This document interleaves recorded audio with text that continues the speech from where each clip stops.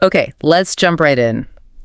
Welcome to the deep dive. This is where we take the source material you've sent over and really get into the core insights.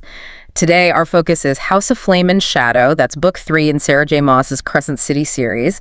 And the sources you shared are painting this as, well, maybe her most ambitious story yet. There's this idea floating around that just one page kind of flips her whole universe on its head. Yeah, that's a great way to put it. And what's really key right off the bat is how it picks up literally the moment House of Sky and Breath ends. No time jump.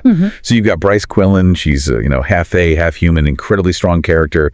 And bam, she's accidentally zapped herself into another world. And not just any world. It's Prithian from Court of Thorns and Roses. Right, Prithian. That's huge. Exactly. Your sources are spot on. This is the moment. It confirms, definitively, that the whole Maasverse idea fans have talked about, it's real. It's all connected. It's not just theory anymore. Okay, so that connection is massive. But the sources also point to something bigger, right? While Bryce is stuck in Prithian, trying desperately to figure out how to get home to Midgard, she apparently starts uncovering these huge secrets about the Astery, the gods, and the real history of her own world.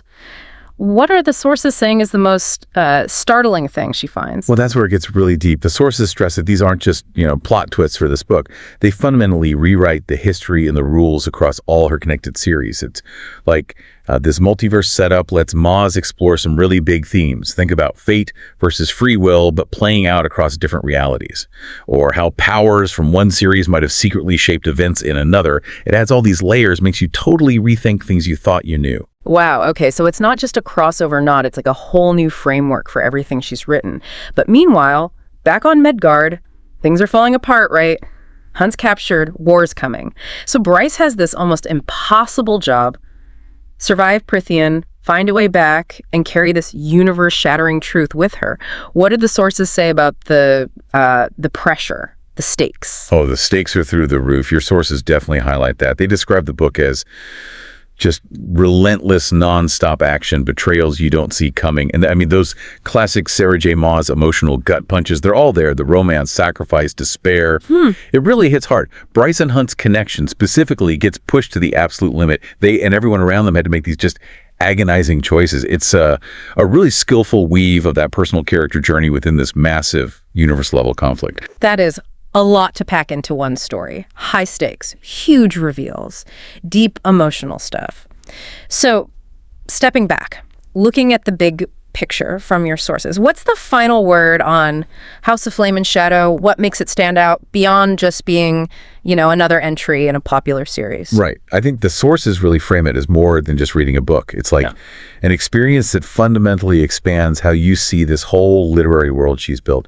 Maas isn't just telling one story here. She's weaving this intricate multiverse, connecting all these threads. So whether you're there for the huge action scenes, the really deep romance, the complex world building, or, spotting all the ACOTAR Easter eggs. Yeah, people love those. Exactly. It delivers. The sources describe it as intense, emotional, the kind of book that, keeps you reading way too late because you have to know what happens next. The scale of it and the emotional payoff, that's what makes it feel so significant. So the clear message from your sources, especially for anyone listening who hasn't jumped in yet, is probably start at the beginning, right?